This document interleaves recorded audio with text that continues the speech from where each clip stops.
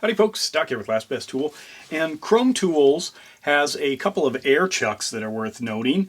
They have both a long one here. The part number on this is the 80005, and they call it the open flow long, and then they also have an open flow short, and the part number is 80006. And both of these work outstandingly well, and you might be thinking, gosh, they look an awful lot like maybe what 711L had, and that's because I believe they are working together in this kind of collaboration. Now the short one is actually something, this is the short right here. This is a way of looking at it, so in some ways the short is actually much longer than the long because the long can be operated like this. And this is, I went around, I was looking for something that was a little bit more challenging. A spare tire underneath was about as close as I could get, but there are a lot of big trucks where having an extension like this makes a big deal. As far as being able to get it onto that Schrader valve, and then this spins around so you can align it. This little push button works exceedingly well. I've popped this on, off, a whole bunch of times and not gotten any leaks.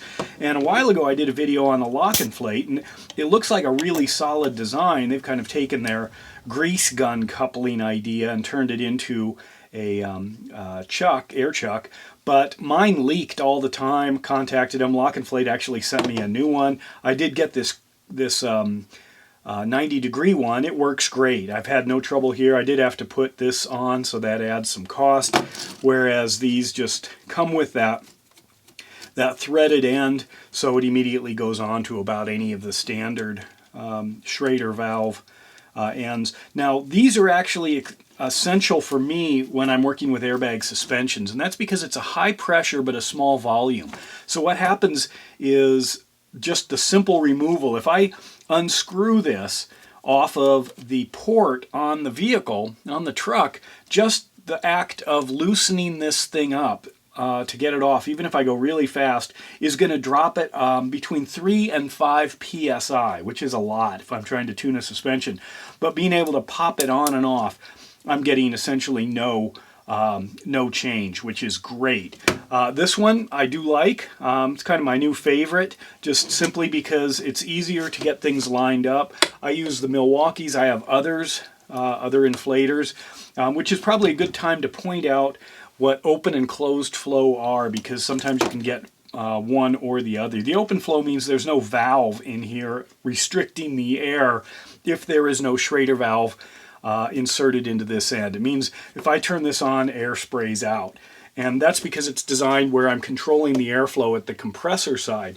If the compressor is going into a tank and then that tank is connected directly to the chuck, then all that air could leak out if there wasn't a valve here. So that'd be a closed flow. So the moment you push this on, then it actually starts feeding air through into the tire, and as soon as you pop it off, the valve locks it off here.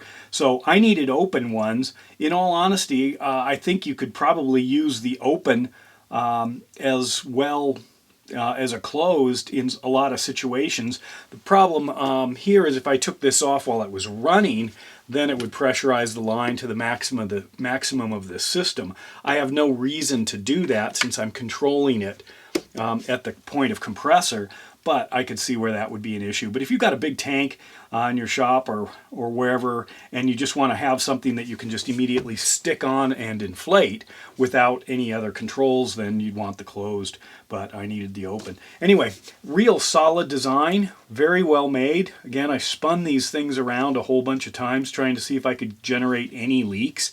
It's a decent design. You know, I don't know what all else you could do with something like this.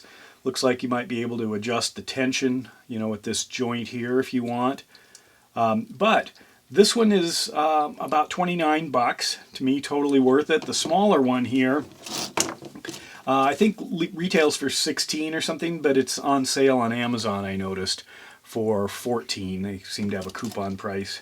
So you can check that out. But anyway, if you don't have a good connector, a really nice one that snaps on and off, that doesn't leak, well, CROM's got your back. Anyway, let me know your thoughts. And with that, Doc out.